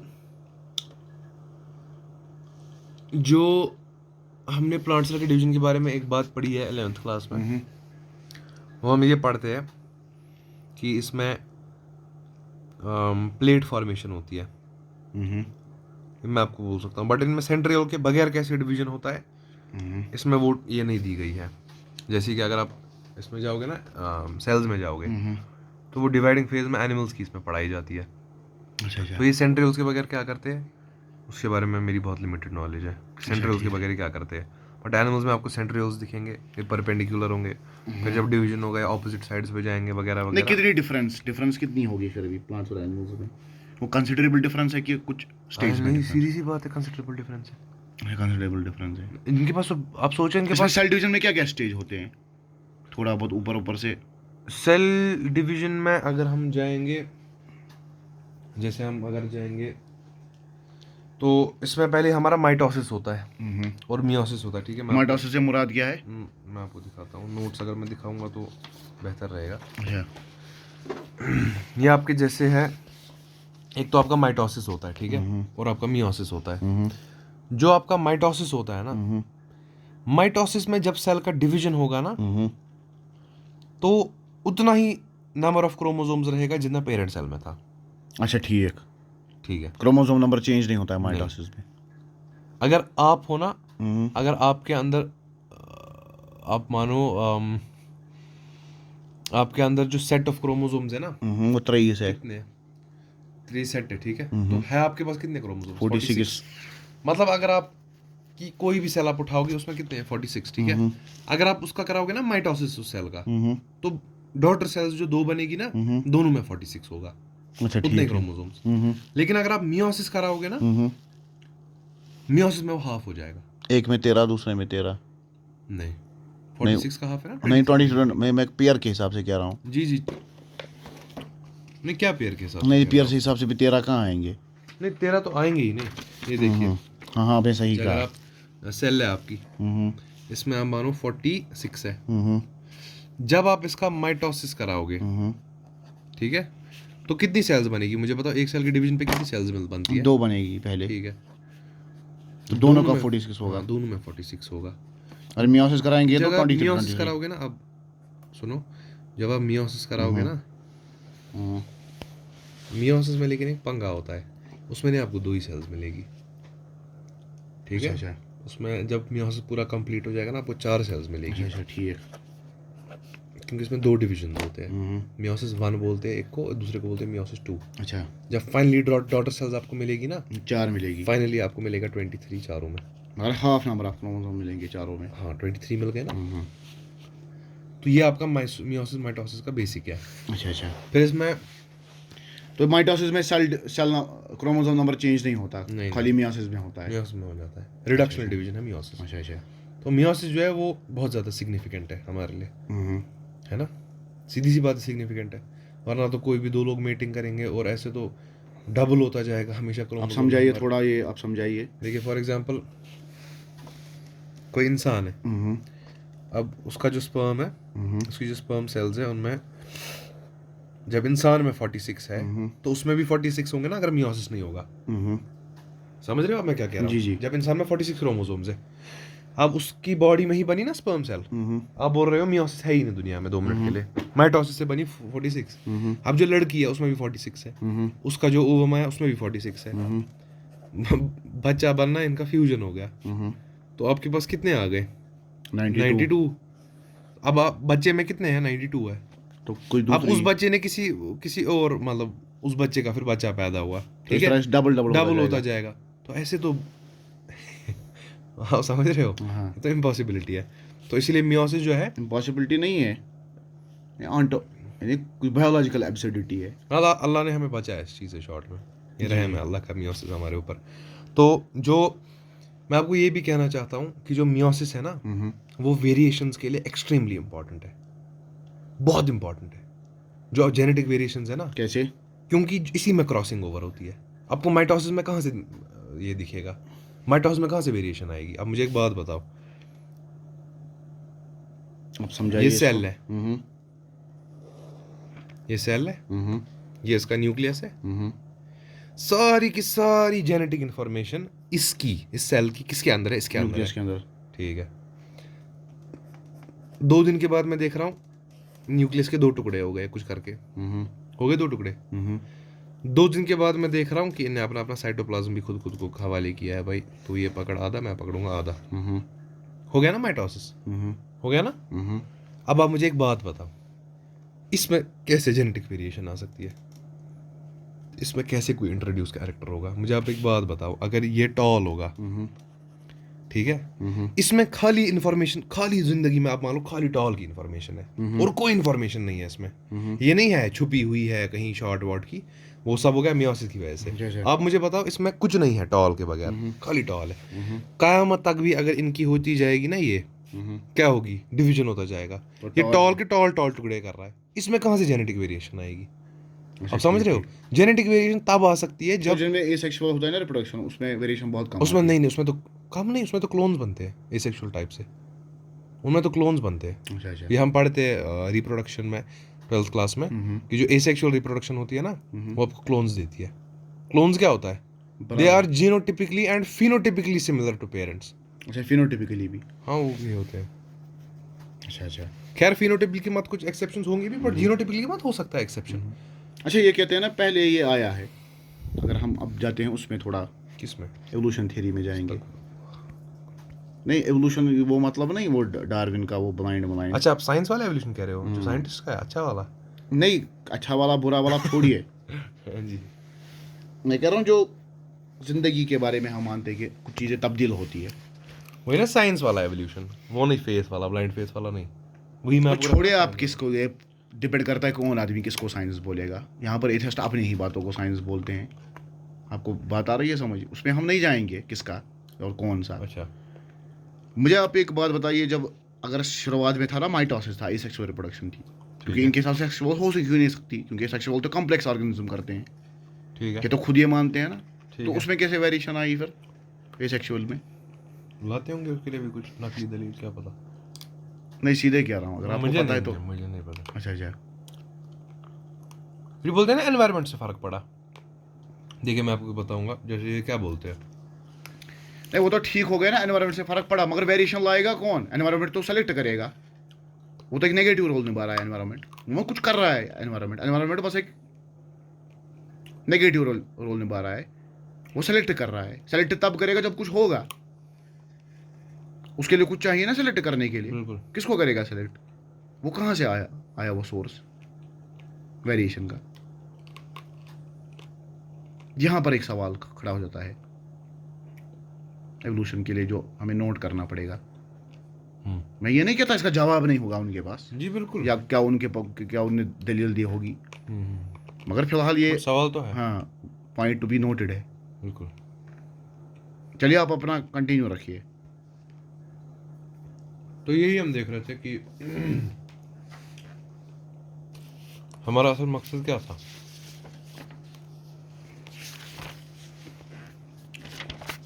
अपने एवोल्यूशन का नाम लिया, मैं थोड़ा भूल ही गया। तो हमने ये देखा कि माइटोसिस क्लोन बनाते हैं, जो आपने हमें जी बताया, बिल्कुल और आपने ये भी हमें बताया कि मायोसिस जो है, मायोसिस से वेरिएशन इंट्रोड्यूस होती है। बिल्कुल। अच्छा, अब ये जो वेरिएशन आती है ना, ये कहाँ तक आएगी? इसकी वेरिएशन की कोई लिमिट होगी या? देखें लोगों को मतलब मैं अपनी बात निकाल रहा हूँ। अच्छा। Meiosis is the mechanism by which conservation of specific chromosome number of A is achieved across generation, जो हमने पहले बात की, वरना बच्चे हो जाएंगे 100 क्रोमोसोम वाले पैदा, ठीक है। अच्छा, it also increases the genetic variability in population of organisms from one generation to next. Variations are very important for the process of एक सेकंड evolution. इधर ही रुकिए आप एक सेकंड। मायोसिस कौन करता है? ये प्रोकैरियोट करते हैं कि यूकैरियोट करते हैं? कम से कम एसेक्सुअल तो नहीं करेंगे मायोसिस, क्योंकि वो आपने कहा था वो तो क्लोन बनाते हैं। तो ये कौन करेगा सेक्सुअल? तो जाहिर सी बात है यूकैरियोट ही करते होंगे। प्रोकैरियोट भी कुछ सेक्सुअल है। Prokaryote sexual? नहीं, मैंने तो नहीं पढ़ा है वैसे। मत है ये, तो यूकैरियोट ही करते होंगे मायोसिस किस तरह इवॉल्व हुआ है? ये बोल सकते हैं सेल डिवीजन कैसे इवॉल्व हुआ है? सेल डिवीजन भी फिर इवॉल्व हुआ होगा ना। जी। ये कैसे इवॉल्व हुआ? ये भी एक पॉइंट है जो हमें नोट करना पड़ेगा, और उस पर हमें बात उठानी पड़ेगी बिल्कुल फ्यूचर वीडियोस में, क्योंकि मायोसिस जो है ना, जो सेक्सुअली रिप्रोड्यूस करते हैं ना, उनमें जब सेक्सुअल रिप्रोडक्शन आई होगी, जी बिल्कुल। तो उसको करना था ना ये भी कंपनसेट, कि जो उसके ऑफस्प्रिंग पैदा होगा वो क्रोमोसोम नंबर उसको बराबर रख सके। अब ये कहेंगे नहीं नहीं सेक्सुअल डायरेक्ट कहाँ आया होगा, मुझे पता है इनकी शुडले कि ये कहते हैं हर्माफ्रोडाइट भी थे, बीच में आए हैं हर्माफ्रोडाइट जो दोनों बाइसेक्सुअल थे कुछ ऑर्गेनिज्म जी। तो उनमें क्या होता है, बाइसेक्सुअल में क्या होता है, आपने कुछ पढ़ा है कहीं पर? हर्माफ्रोडाइट हो गया बाइसेक्सुअल, मतलब मैं क्या बताऊं आपको, बताऊं नहीं मैं कहता हूँ उनमें कौन सा सेल डिवीजन होता है, वो कैसे अपना ये करते हैं? मतलब किस चीज के लिए डिवीजन? एक हो गया जिस तरह अभी सेल्स रिपेयर अर्थवर्म है ना शायद हर्माफ्रोडाइट। मुझे पता नहीं। हाँ हाँ अर्थवर्म ये है, हर्माफ्रोडाइट है। अच्छा। उसमें दोनों है, मेल भी फीमेल भी। वो कौन सा सेल डिवीजन आपने पढ़ा है वो कहीं पर? देखिए वो डिपेंड करता है ना आप डिवीजन किस तरीके की बात कर रहे हो। जैसे हम हैं, हम माइटोसिस भी करते हैं, मियोसिस भी करते हैं। अगर आपकी कोई टिश्यू आपका डैमेज हो गया, आप क्या करोगे? माइटोसिस करोगे, मतलब आपकी बॉडी, आप नहीं आप। अब आपको ऑफस्प्रिंग पैदा होना है, तब आपकी बॉडी मियोसिस करेगी। मैं वही कह रहा हूँ ना कि मैं रिप्रोडक्शन का कह रहा हूँ, मैं उसका नहीं कह रहा हूँ बॉडी। अच्छा, रिप्रोडक्शन में वो क्या करेंगे? जाहिर सी बात है मियोसिस ही होता होगा, माइटोसिस कैसे होगा? अच्छा, इस चीज़ को थोड़ा बहुत इसी वीडियो में डिस्कस करने के लिए हमने जो है वो विकिपीडिया आर्टिकल खोला है origin and function of meiosis का। इसको थोड़ा बहुत आप पढ़िए और हमें भी बताइए क्या लिख रहे हैं। आप खुद पढ़ो, पहली लाइन क्या है? नहीं आप खुद पढ़िए ना। तो not well understood scientifically origin and function, and it would provide fundamental insight to the evolution of sexual reproduction in eukaryotes, obviously, क्योंकि sexual reproduction में हम अच्छा, ये कहते हैं ऑरिजिन का भी हमें नहीं पता और फंक्शन भी अभी पूरी तरह नहीं पता है साइंटिफिकली। फंक्शन तो मतलब अच्छे खासे पता, चलो ऑरिजिन तो नहीं पता है, लेकिन कि एवोल्यूशन किस तरह हुआ जी। तो there is no consensus among biologists on question of how sex in eukaryotes are in evolution, what basic function sexual reproduction serves, and why it is maintained given the basic two-fold cost of sex. It is clear that it evolved over 1.2 billion years ago. अच्छा, ये बोलते हैं 1.2 billion years के बाद, क्योंकि ये कहते हैं कि अच्छा ये कहते हैं 4 बिलियन पुराना अर्थ है, उसके कुछ मिलियन बाद फिर लाइफ आई होगी, और ये कहते हैं आज से 120 1.2 बिलियन, अच्छा 1.2 बिलियन मतलब 120 मिलियन। हाँ, 120 मिलियन साल पहले क्या हुआ कि almost all species which are descendants of the original sexually reproducing species are still sexual reproducers including plants, fungi and animals. जी। अच्छा, ये कहते हैं इसके बाद हमें फिर सेक्सुअल मिलते हैं, सेक्सुअल जी, जी। इनके जो ये कौन कौन से बोलते हैं सेक्सुअल में, कौन कौन है? एक तो प्लांट्स है, फंगाई है और कुछ एनिमल्स है। क्योंकि प्रोटिस्ट में आपको यूजुअली एसेक्सुअल दिखेगा, अमीबा है ना, उसमें सीधे फिशन होगा, सीधे सेल के दो टुकड़े। अच्छा। Meiosis is the key event of sexual cycle in eukaryotes, यही मैं आपको कह रहा था, यूकैरियोट्स में दिखेगा usually. It is the stage of life cycle जब हैप्लॉइड सेल्स बनते हैं ना, वो जब हाफ हो जाता है, ये जो हम ये हमने अभी पढ़ लिया ऑलरेडी। तो यही है मसला। Meiosis is ubiquitous among eukaryotes. It occurs in single-celled organisms such as yeast as well as in multicellular. अच्छा, ये दोनों में होता है। जी, ये तो मगर फंगाई में आता है। Eukaryotes arose from prokaryotes more than 2.2 billion years ago. And the earliest eukaryotes were likely single-celled. Simplicity के लिए ना, to understand sex in eukaryotes, it is necessary to understand how meiosis arose in single-celled organisms and the function of meiosis. जिन दोनों के बारे में इसने क्या बोला, कंसेंसस नहीं है, इट्स नॉट वेल एस्टैब्लिश्ड। अच्छा, फिर बाद में है, ये देखिए कितना छोटा ये है आर्टिकल। कन्फ्लिक्टिंग थियरीज है इसमें ऑरिजिन ऑफ मियोसिस पे। एक कहती है कि बैक्टीरिया रिकम्बिनेशन हुई है। जी जी। ये आप पढ़िए, ये पढ़िए आप, ये क्या है, ये एक थियरी क्या बोलती है? एज जैसे यूकैरियोट्स आए हैं प्रोकैरियोट से, वैसे ही मियोसिस आया है प्रोकैरियोटिक सेक्स से। अच्छा, ये फ्यूज हो गए हैं आपस में? नहीं या फ्यूज तो नहीं। In prokaryote sex, DNA from one prokaryote is taken out by another prokaryote, and its information integrated into DNA. In extent prokaryote, the DNA can transfer by transformation or conjugation. Transformation of DNA from surrounding medium. अच्छा, ये बोल रहे हो सकता है बहुत पहले ऐसी सेक्सुअल इंटरेक्शन हुई होगी कि एक प्रोकैरियोट ने अपना ये जो जेनेटिक मटेरियल है वो सराउंडिंग में छोड़ा और दूसरे ने उसको अपने अंदर ले लिया। मैं हंसूं? यार ये मत करो यार। One theory on how meiosis arose is that it evolved from transformation. According to this, evolutionary translation from नहीं, आप हमें अच्छी तरह समझाइए, पहला क्या है पहला? भाई इसमें क्या समझाऊं? मुझे जेनेटिक memes मटेरियल बनाइए। छोड़ा उन्हें। मुझे कुछ मीम्स चाहिए। मैं फिर काटूंगा इसको। ऐसे मत करो। Pseudo science बच्चे अच्छा, ये सूडो साइंस नहीं है, ये जो बातें लिख रहा है। ट्रांसफॉर्मेशन लाइक, असली में पता है बात क्या है? ये इतनी कॉम्प्लेक्स बात है ना, आपको समझ नहीं आ रही है। अच्छा अच्छा। हाँ वही बात है। Transformation like meiosis is a complex process requiring function of numerous gene products. Key similarity between prokaryotic sex and eukaryotic sex is that DNA originating from two different क्या रहा इनसे बकवास लिखी है और आगे नहीं, आप हमें बताइए ना शॉर्ट में ये क्या लिख रहे हैं। पहली थ्योरी के हिसाब से पहले तो इन्हें वही लिखा था कि वो हो सकता है छोड़ देगा सराउंडिंग में, दूसरा बंदा आएगा उठाएगा, एवोल्यूशन हो जाएगा। अब मैं थोड़ा ज्यादा कर रहा हूँ, इतना भी नहीं नहीं, क्या आप सीधे मजाक के बगैर बोलिए। नहीं मजाक, आपको लग रहा है मैं मजाक कर रहा हूँ? नहीं क्या लिखा है मैं अगर मजाक कर रहा हूँ? Transformation in which DNA from one prokaryote is released into the surrounding and then taken up by another prokaryotic cell may have been earliest form of sexual interaction. ये मैं मजाक कर रहा हूँ या विकिपीडिया पे लिखा है? ये फिर ये कुछ हॉरिजॉन्टल जीन ट्रांसफर जैसा कुछ कह रहे हैं। हाँ शायद ऐसा हो, ये कह रहे हो। शायद नहीं, ये कह तो रहे हैं। इसमें कहाँ वरना बच्चा पैदा हो रहा है, तो सीधे हॉरिजॉन्टली है। Transformation like meiosis is a complex process requiring the function of numerous gene products. A key similarity between prokaryotic sex and eukaryotic sex is that DNA originating from two different individuals join up so that homologous sequences are aligned with each other. ये वही बोल रहे हैं कि जैसे हम में होता है ना जब मीटिंग होती है, मतलब डीएनए का ही चक्कर उनका होता भी है। वैसे ही हो गया। जिस बैक्टीरिया ने दूसरे का लिया ना सराउंडिंग से, अंदर हो गया ना, उनका डीएनए मिक्स हो गया, तो क्या हो गया उससे वेरिएशन वगैरह उससे भी आ सकती है। So that homologous sequences are aligned and this is followed by exchange of genetic information. After new recombinant chromosome is found, is passed on to the progeny.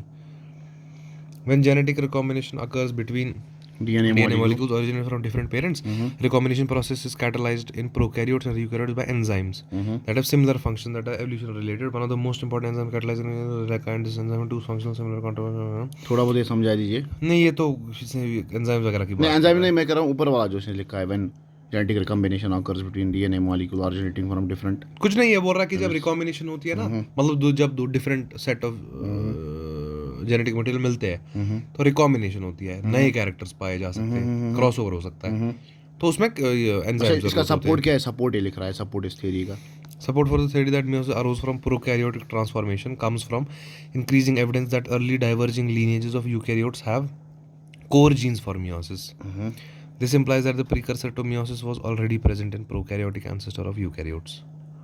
For instance, the common intestinal parasite Giardia intestinalis is simply eukaryotic protozoa was thought to be descended from early diverging eukaryotic lineage that lacked sex. However, it has since been showed that G contains within its genome a core set of genes that function in meiosis, including 5 genes that function only in meiosis. In addition, G. intestinalis was recently found to undergo a specialized sex-like process involving meiosis gene homologs. This evidence and other similar examples suggest that primitive form of was present in common ancestor of all eukaryotes, an ancestor that arose from antecedent prokaryote. तो ये कहते हैं eukaryotes का एक ही जी ये है, ancestor है। दूसरी इसमें थ्योरी है तो फ्रॉम सेक्सुअल ये कहता है, उसमें भी सेक्सुअल था प्रोकैरियोट्स में। नहीं, यूकेरियोट में जो ये कह रहा है, ये जो इसने लिखा था, ये बोल रहा है उसके जीनोम में ये इन्फॉर्मेशन थी ऑलरेडी। हाँ उसके जीनोम में ये पाया गया था। Mitosis normal process duplicating chromosome segregating this is mitosis stage। ये दूसरी थ्योरी है। अब माइटोसिस है। इस थ्योरी में क्या है, early eukaryotes evolved from mitosis first, became established and only then did meiosis and sexual reproduction arise. Supporting this idea are observation of some features such as meiotic spindles that draw chromosomes sets into separate daughter cells upon cell division, as well as process regulating cell division that employ the same or similar machinery. Yet there is no compelling evidence for the period for a period of evolution during which meiosis and conversion did not yet exist. क्या ये कह रहे हैं short में? बोला evidence नहीं है इसकी कंपेलिंग खास, इसमें कुछ ये है। नहीं, ये क्या कह क्या रहे हैं आप? कह रहे हैं एविडेंस, पहले बोलो ना वो क्या रहे हैं। एक second. as well as process regulating।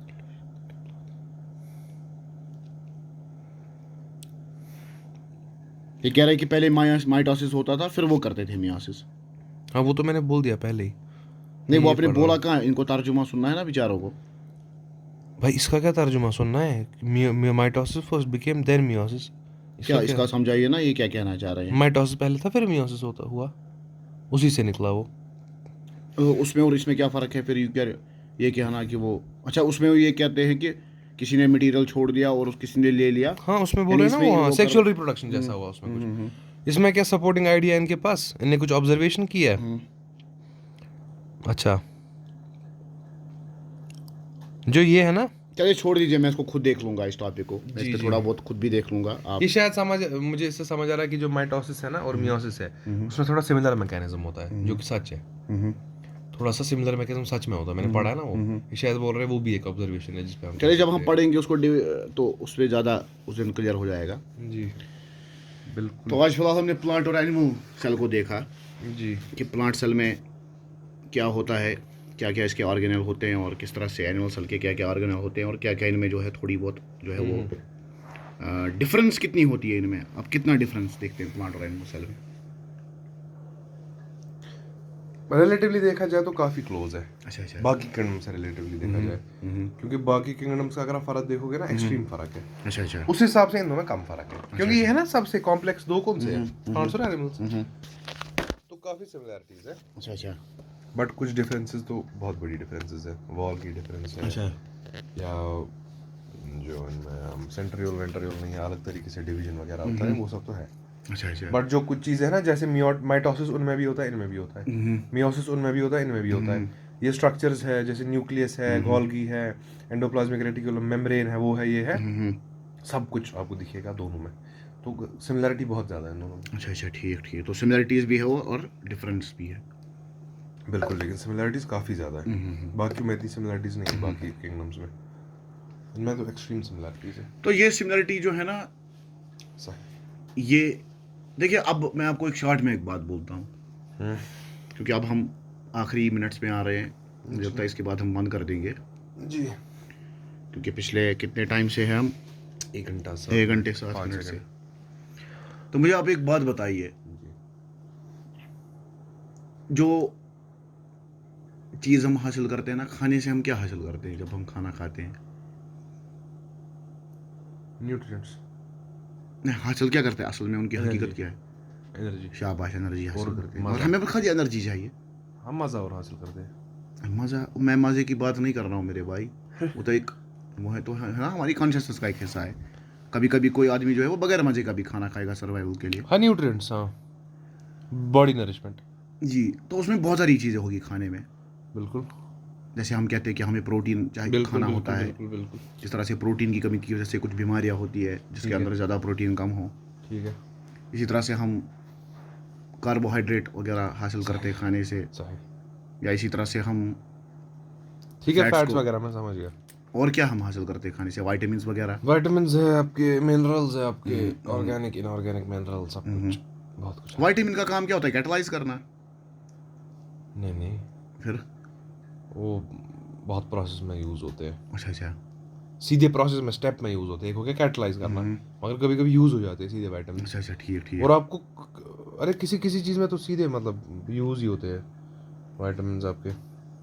अच्छा अच्छा। तो खाली कैटलिस्ट कैटलिस्ट ये नहीं कह सकते। तो जो इंसान का जिस्म है उसके अंदर केमिकल रिएक्शंस होती है, बिल्कुल।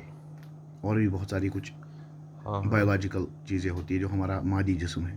जी अच्छा, मुझे अब एक बात बताइए, जी। अब मैं क्या सेंस बनाऊं इससे? किससे? यानी जो मैं, मिसाल के तौर पर आपने आज हमें प्लांट सेल पढ़ाई और एनिमल सेल पढ़ाई, और इसमें कुछ चीज़ें जो है वो अलग है, इंडिविजुएटेड है इसके लिए, एनिमल के लिए, और प्लांट की भी अपनी जो है कुछ ठीक है। अलग चीज़ें हैं, और ये सिमिलर है इन सम रेस्पेक्ट्स, क्योंकि दोनों लिविंग ऑर्गेनिज्म में पाई जाती है, हाँ इन but many yet they are, aspects, मतलब बहुत। they are different। हाँ मुशख्खस है, जी इंडिविजुअल है। बिल्कुल, मगर बहुत सिमिलैरिटीज़ है। हाँ है, सिमिलरिटीज़ भी है और डिफरेंसेस भी है। जी जी तो मुझे आप एक बात बताइए, जी। मिसाल के तौर पर हमारे अंदर जो है ना वो कुछ इस किस्म की जनरली सेल पाई जाएगी, जो एनिमल सेल होती है। जी तो अगर हमारे अंदर ये पाई जाएगी, सही। तो मकसद जो है ना वो है ना न्यूट्रिएंट हासिल करना खाने से। तो जो दूसरे जानदार है ना, ठीक है उनके अंदर भी कुछ ऐसा सिस्टम है कि ताकि हम उससे कुछ फ़ायदा उठा सके। ठीक है। हाँ बिल्कुल। अदरवाइज ये फूड चेन किस तरह से चलेगी? हाँ हाँ ठीक है, हम हेटरोट्रॉफ्स वगैरह है, ठीक है। आपको बात आ रही है समझ? ठीक यानी है। कि एक बिल्कुल मैं एक बेसिक बात कर रहा हूँ जो ठीक है। 6ठी 7वीं के क्लास के भी बच्चे को ठीक है। समझ होती है। तो मुझे तो इतना समझ आता है ठीक है। कि जो बाकी ये जो प्लांट्स वगैरह है हम्म, या जो दूसरे किस्म के ऑर्गेनिज्म है, खासकर जो प्लांट्स है, प्लांट्स पे हमारा ज़्यादा दारोमदार है खाने का, हम्म, चाहे डायरेक्टली या इनडायरेक्टली। तो उसमें भी कुछ चीज़ें सिमिलर रखी रखी गई। जी। आपका सवाल क्या है, मैं समझ नहीं रहा हूँ थोड़ा। मैं देख रहा हूँ कि मैं एज ए थिस्टिक परस्पेक्टिव से देख रहा हूँ इन चीज़ों को। अच्छा, आप कॉन्टेम्पलेट कर रहे हो अल्लाह की क्रिएशन पे। जी जी बिल्कुल, कोशिश कर रहा हूँ करने की। मैं देख रहा हूँ कि ये जो सिमिलरिटीज़ हम देखते हैं ना, इनमें जो आपने कहा सिमिलरिटीज़ है, जिस तरह से अगर ये प्रोटीन बना रहा है तो वो भी प्रोटीन बनाना। ऐसा है। तो अच्छा, प्लांट प्रोटीन भी होता है हम्म। जिस तरह से प्लांट से भी, तो वो कैसे प्लांट्स कैसे प्रोटीन? सीधे जैसे एनिमल्स बनाते, क्या मतलब? क्यों, उनके पास राइबोसोम नहीं है? नहीं, आपकी बात सही है, उनके पास राइबोसोम्स है, मगर प्लांट से जो आमतौर पर हम खाना करते हैं ना, असल में प्रोटीन नहीं होता। ये आमतौर पे बात कही जाती है कि हम्म। वेज खाने में जो है ज़्यादा जी जी प्रोटीन नहीं जी। होता। जी, उसकी क्या वजह है? मुझे लगता है उसकी वजह यही होगी, मैं श्योर नहीं हूँ। अलबत्ता दालों में कहते हैं नाइट्रोजन फिक्सिंग बैक्टीरिया होता है। देखिए, लेग्यूम्स, हाँ, देखिए, मुझे लगता है हम्म कि जो होती है ना आपकी, यानी जो आपके एनिमल्स हम्म है, फ्लैश है, हम्म तो जो आपके फ्लैश है, मसल्स है, हम्म उसमें आपका बेसिक कंपोनेंट क्या होगा? अमाइनो एसिड्स होंगे, हम्म क्योंकि मसल्स वगैरह किसके बने होते हैं? प्रोटीन्स। हम्म उसमें आपका बेसिक क्या होता है? अमाइनो एसिड्स वगैरह हम्म होते हैं। तो सीधी सी बात है, अगर आप फ्लैश खाओगे किसी का, तो अमाइनो एसिड्स आपको ज़्यादा चांस है मिलने का। हम्म मैं श्योर नहीं हूँ, मैंने किसी को बोल रहा हूँ कि नोट डाउन करो, ये कॉपी पे सही मैं कह रहा हूँ, बट मेरे हिसाब से तो यही है। प्लांट्स में ना आपको वैसे फ्लैश फ्लैश दिखेगा या वैसा कुछ, समझ रहे हो आप? जी जी। वो किस चीज़ का बना होता है जो प्लांट के पार्ट है? मैं साग खा रहा हूँ, वो भी प्लांट है। Why I am not getting the protein? ज़्यादा उसमें प्रोटीन क्यों नहीं? आप कुछ कहते होता ही नहीं है और क्यों वेजिटेबल्स होगा में? प्रोटीन? आपको क्यों लगता है होगा? पहले क्योंकि मुझे तो प्रोटीन का ही जवाब बना है ना हर कोई, जो दो। जो भी कितने हम। प्रोटीन का बना है मगर? अच्छा अच्छा ठीक है, तो क्वांटिटी उसमें देखनी पड़ेगी। उनमें है ना बहुत क्वांटिटी। आप किसी की मसल खा रहे हो, फ्लैश हम्म खा रहे हो, मीट किसी का, वो तो पूरा का पूरा, उसमें तो कॉन्ट्रैक्शन वगैरह सारी प्रोटीन से होती है, सब कुछ उसमें अच्छा प्रोटीन का है। ठीक ठीक, अच्छा वही वजह है। हाँ, उनमें बहुत प्रोटीन हम्म होता है, क्योंकि बहुत अमाइनो एसिड्स वगैरह, जैसे हम बोलते हैं ना, इस चीज़ को खाओ, इसमें ज़्यादा एसेंशियल ये है, हम्म अमाइनो एसिड्स वगैरह है, हम्म कहते हैं ना। वो क्यों है? क्योंकि हर प्रोटीन में आपको हर अमाइनो एसिड में दिखेगा। हम्म अलग अलग अमाइनो एसिड्स की कॉम्बिनेशन से अलग अलग टाइप्स जी ऑफ जी, वो प्रोटीन्स मुझे पता बनते हैं। है, वो ल्यूसीन ग्लाइसिन वगैरह। जी जी, एसेंशियल अमाइनो एसिड्स वगैरह। अच्छा, मुझे आप एक बात बताइए ना, असल में कर रहा हूँ ना प्लांट के बारे में बात, जब हम जी प्लांट को खाते हैं ना, जी। तो प्लांट में आप कह रहे हैं कि ज़्यादा प्रोटीन मात्रा में नहीं मिलेगा, ज़्यादा क्वांटिटी में आपको नहीं मिलेगा प्रोटीन। हम्म। आप यही कहना चाह रहे हैं ना? हाँ, जब खाते हैं तो अच्छा अच्छा। फ्लैश के हिसाब से तो नहीं मिलेगा उतना ज़्यादा, बट किसी किसी में अच्छा खासा होता है, लेग्यूम्स वगैरह में। जैसे दालें वगैरह है, दालों में अच्छा होता है, बीन्स में भी ठीक ठाक होता है। उसमें क्या वजह क्या है उसकी? कोई काज क्या है उसका कि जो दालें होती हैं उनमें प्रोटीन ज़्यादा होता है as compare to other vegetables? मैंने सुना है कि शायद नाइट्रोजन फिक्सिंग बैक्टीरिया कुछ। वल्लाहु आलम। अच्छा, आपको इसके बारे में ज़्यादा इल्मियत नहीं है? नहीं, नाइट्रोजन फिक्सिंग बैक्टीरिया के बारे में तो मुझे पता है हम्म कि वो होता है। क्योंकि मुझे लगता है नाइट्रोजन का असल में ताल्लुक होगा प्रोटीन के साथ, कि मैं गलत कुछ सोच रहा हूँ। नहीं, मैं तो इस पर कमेंट नहीं करा सकता हूँ, पता नहीं, मगर मैं आपको ये ज़रूर बोलूँगा हम्म कि जो नाइट्रोजन फिक्सेशन किसको बोलते हैं? नाइट्रोजन फिक्सेशन हो गया N2 जो है ना, हम्म उसको यूटिलाइज करना, उसको क्या बनाना? NH3 बनाना, अमोनिया बनाना। अच्छा, अमोनिया तो बनाना, बाद ठीक में ठीक। अमोनिया वगैरह यूज़ होता है। जी जी, वो बट होता है प्रोटीन में जी जी, अमोनिया। जो है ना ये जो नाइट्रोजन ये है ना, क्या है? नाइट्रोजन फिक्सेशन जो है, हम्म जो नाइट्रोजन फिक्सेशन है ना, वो आपके ये भी करते हैं, लेग्यूम्स है ना, हम्म उनमें कुछ होते हैं खास अच्छा किस्म के। अच्छा। जो N2 फिक्सर्स है ना, वो दुनिया में बहुत कम है, मतलब कम है एज इन कम लोगों को कैपेबिलिटी है N2, लोगों को नहीं, मतलब बैक्टीरिया में कैपेबिलिटी है अच्छा अच्छा N2 को फिक्स करने की। जैसे अच्छा कि अच्छा। जो आप बात कह रहे थे, वो देखिए यहाँ पे हमें पॉइंट हम्म मिलेगा। ये जो है ना आपका N2, हम्म इससे क्या बनेगा? NH3। हम्म ये नाइट्रोजनेज जो है ना, हम्म एंजाइम में N2 फिक्सर्स में होता है, ठीक है। हम्म तो जो N2 फिक्सर्स है ना, इसमें जो सिम्बायोटिक टाइप्स है ना, हम्म उसमें आपको एक टाइप मिलेगा राइजोबियम। हम्म ये आपको लेग्यूम्स में दिखेगा, जिसकी अच्छा आप बात कर रहे थे, ठीक है। ठीक। ये आपको दाल, बीन, क्लोवर पी अल्फाल्फा वगैरह में मिलेगा। अल्फाल्फा पता नहीं क्या होता है, बट बाकी चीज़ें तो पता ही है। चलो, तो अब जो ये अमोनिया इसमें बन रहा है ना, ये आप एक हिसाब से रीज़न मुझे लगता है थोड़ा रिलेट कर सकते हो कि अमोनिया बना। जी अब जी अमाइनो एसिड में आपको पता है अमोनियम ग्रुप होता है NH3 जी जी नेसेसरली, तो हो सकता है कि वो एक रीज़न हो। आप सही कह रहे हो कि इसमें N2 फिक्सर है तो इसमें अमोनिया बहुत बनता अच्छा है, अच्छा तो हो सकता है कि दालों वगैरह में इसीलिए अच्छा अच्छा। अमाइनो एसिड ज़्यादा हो। तो बाकी जो उनकी बॉडी बनी होती है वो भी सेल्स की बनी सेल्स की होती है, बनी होती मगर है बिल्कुल, उसमें उतना प्रोटीन उस मात्रा में नहीं पाया और डेड जाता, सेल्स होती है बहुत बारी। क्योंकि आप कहते हैं कि ज़्यादातर जो एनिमल होते हैं उनमें उनके अंदर मसल कंट्रैक्शन वगैरह होती है, तो उसके लिए जो है वो फ्लैश होता है ना काफ़ी, हाँ जी जी प्रोटीन्स बहुत सारे किस्म के चाहिए, फ्लैश क्योंकि होता है उनको बहुत बिल्कुल। काम करना पड़ता है। और ट्रांसपोर्टेशन भी बहुत ये होनी चाहिए, क्योंकि उनको एनर्जी भी ज़्यादा चाहिए एनिमल्स को एज़ जी, कम्पेयर टू प्लांट्स। और उसमें देखिए उसमें बहुत ही ज़्यादा डेड ये भी है, प्लांट्स में तो डेड एलिमेंट्स बहुत सारे होते हैं, अच्छा अच्छा। बहुत डेड एलिमेंट्स होते हैं प्लांट्स में। तो चलिए आज इंशाल्लाह इसको इधर ही पर रोक देते हैं, या हमने आज प्लांट सेल देखी थोड़ी बहुत और इसके बारे में थोड़ी बहुत बात की। आज हम ज़्यादा सेल के बारे में भी बात नहीं कर पाए, क्योंकि ये टॉपिक जो है ना, ये इतना हम साइड बाय साइड फिर चले जाते हैं, जैसे मियोसिस माइटोसिस में भी जाना पड़ा। जी जी, नहीं वो तो ज़रूरी है तो सेल के इंशाल्लाह बेसिक्स में। अगली बार जब आएंगे तो इस पे और थोड़ा बहुत गौर व फिक्र करेंगे इंशाल्लाह। और आगे बढ़ने की कोशिश करेंगे, बायोलॉजी के और टॉपिक्स को छेड़ेंगे। और कंटेम्पलेशन जो है, कंटेम्पलेशन मुझे लगता है ज़रूरी है बिल्कुल। कि कुछ सवाल रेज़ करेंगे। अगर आपका भी कोई सवाल है इस टॉपिक के रिलेटेड, आपको सुनने के बाद कोई आपके भी जहन में सवाल है, तो ज़रूर हमें कमेंट कीजिए। तो आपसे इजाज़त लेते हैं, इंशाअल्लाह अगले वीडियो में आपसे मुलाकात होगी। वाखिर दावाना अल्हम्दुलिल्लाहि रब्बिल आलमीन।